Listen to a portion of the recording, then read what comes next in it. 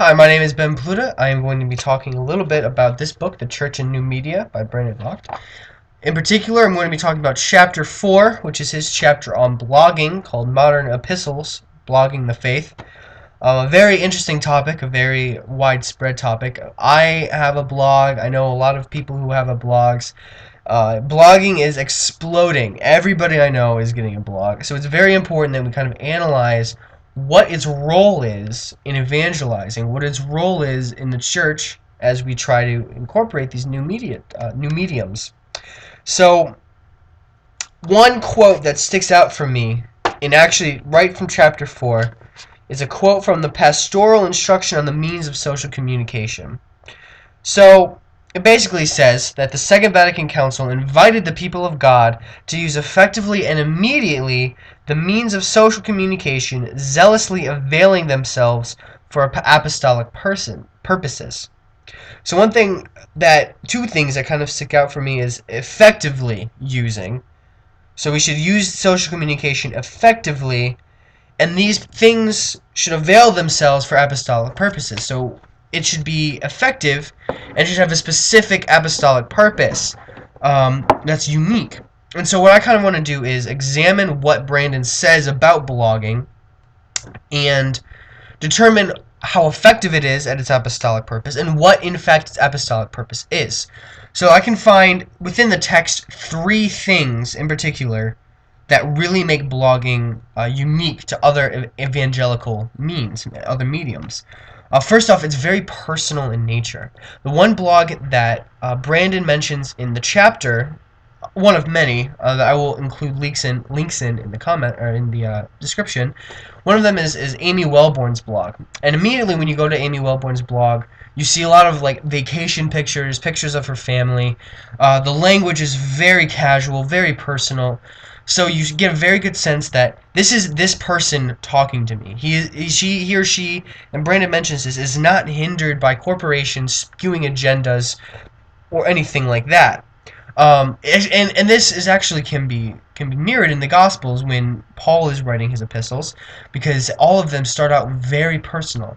Greetings from the Apostle Paul, and he often will say very personal stories, very personal sharing of how much he loves the disciples that he's talking to, and so on and so forth. So this very personal nature is a good thing because it allows us to connect to the writer of the blog. It allows us to see things from his point of view and feel like we're all in a big community. And it allows him to express his viewpoints unhindered. Often when you're working for a corporation, you'll have to kind of make sure that what you're saying fits the agenda of the corporation. But with blogging, since it's your blog, there's none of that. So it's very free. However, that can cause a problem. So it can cause a problem because in the Catholic Church, we have 3 very specific ways of transmitting revelation, one of them being the magisterium. The magisterium is the standard by which we construct our beliefs. And when something goes away from the magisterium, then we run into problems because people come to these sites, oftentimes these blogs, looking for intellectual support, looking for the answers for the Catholic faith. And if we're giving that responsibility to people who are not influenced by the magisterium or not restricted by the magisterium, then that can cause a really big problem because the answers are coming to people from sources that aren't necessarily completely accurate or 100% true. Another issue that can come about from this is pride. Because it's so personal, because it's so me-focused, it can become a little narcissistic. I've seen a lot of blogs where it basically just becomes a diary.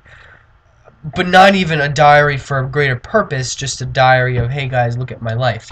So those are 2 big dangers that can happen with this very personal aspect of blogging. But on the other hand, we have to remember that the Catholic Church has been built on heretics. In the very beginning of the church, when we look at who really started to hash out the doctrines of the church, it wasn't just the Orthodox. It was the Orthodox arguing and discussing with those who held untrue beliefs, who honestly, genuinely believed them. It was this exchange and this dialogue that allowed the Catholic Church to become what it is today. And so, today, when we have people who have differing thoughts, it is not only healthy for the church, but also for their integrity and dignity as human persons to be able to discuss that back and forth. So the freedom of the personal nature does have a good side to it, as long as it is augmented or modified or always being expressed in light of the magisterium and in the light of an honest search for truth. That's very important. That's John Paul II in Veritatis Splendor. Now, in regards to the pride issue, everything in religion is dangerous in that regard. You see the Pharisees. If the Pharisees had done their religion right, Jesus would have loved them, but they didn't. Their religion became prideful. We have plenty of Catholic priests, plenty of Catholic bishops, plenty of Catholic laymen, plenty of people all over the world in all sorts of religion express their religion pridefully. I think we all do. I think that is not necessarily something just for the unspeakably wicked, but for all of us. It's a sin that's in all of us. And so naturally that's something that's going to be inherently dangerous in any sort of medium. So it shouldn't be held against blogging necessarily that it has a danger of being prideful. It should just be maybe a little bit more closely looked after when you're starting a blog, because it is a great danger. A second thing that is very unique to blogging is the interactivity of all of the people in the blog. So people read your blog and then comment on your blog. So what this does is it creates discussion. Like I said when I was talking about personal aspect, when I was talking about the personal aspect, I mentioned the heretics and the Orthodox kind of battling back and forth. That wouldn't have been possible if it wasn't for dialogue. So it helps people to be able to hash ideas out and grow in their faith if they're able to discuss it. And blogs do it very well because it's very personal. Now the flip side of that is, how many times has an argument or a discussion on the internet really gone all that well? I would venture to say very few times has it really been a fruitful discussion. However, when we look at Catholic blogs, generally their audience is targeted towards Catholic audiences, and I think in general we are all pretty eager to get along with each other. So I think that is not as big of a deal as, say, if you were a Catholic arguing on an atheist blog or something like that, where it's going to be just a little bit more naturally, there's going to be more animosity naturally. But on a Catholic blog, generally the audience is strictly for Catholic people, and so I think that you get a good sense of community rather than anarchy in the comment sections. I think that's very important.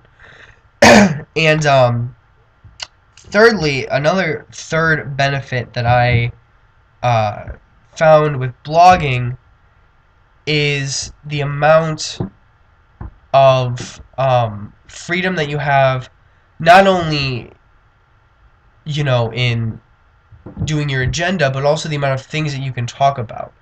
Brandon also talks about this in his book, is that you can kind of you can see everything in the light of the faith. It's the Catholic faith. It's the universal faith, and so you can get anything and really expose God's grace through it. I can expose God's grace somehow through this peppermint tea because it's delicious and aromatic, and the aromas of the tea fly up like our prayers into heaven. I mean, obviously that's a very weak example, but you can do it. And so the blogger has this incredible ability to talk about his life, talk about his interests, talk about anything he really wants, and then tie it into the faith. In other more strict means of evangelization, such as, say, encyclicals or books, it's generally very narrow-minded, and you can bring in subjects, but all those other subjects are kind of brought in to emphasize or support greater this one idea. Whereas in a blog, it's kind of like all these ideas are coming together, and not one idea is necessarily supporting a greater thesis. We're just trying to see God through all of these separate ideas. So that's a very important distinction between, say, blogging or versus an encyclical or a book. The danger of that is, of course, that it can get the faith aspect can get sidelined, right? So we can have a blog about how poetry is a sign and a visible expression of God's beauty through us, But eventually that might just become a blog about poetry. But we also have to remember that is a common problem. So I think when we really, after we've examined those three things, I think really what we can say is that the particular usage of a blog, because of its very personal and free nature, is not for an intellectual community per se. I think the intellectual communities, they've got their journals, they've got their books, they've got their encyclicals. They can use that, and that is tailor fit for what they're interested in. However, a personal blog is not so much for the intellectual, but rather for the layman, who doesn't know all of the background theology of the councils of Nicaea and Trent and what the declarations of these councils meant on theology. All of that stuff that the intellectuals kind of concern themselves with, that the soccer mom isn't going to, or the teacher of English or math isn't really going to concern themselves with. I think it's for them. And I think it's for them because of its personal nature, because of its interactive nature, because of its freedom. Reading and getting involved in a blog is almost like getting involved in a friendship. It's just very supportive. You are here to be supported in your faith, and you are here to support in the faith. And so I think a blog does that very well because of the personal nature, because of the wide variety of content. It's more everyday life. It's really, and I think very effectively, bringing what the Church Fathers have said, the Vatican II Fathers have said that the lay people need to do, which is bring the faith into everything that we do, and constantly worship God and offer our daily sacrifices up to Him for the good of the Church. I think it does that very well because we are able to act as persons, as laymen, through these blogs, and bring the faith through topics such as poetry, such as cooking, such as beaches,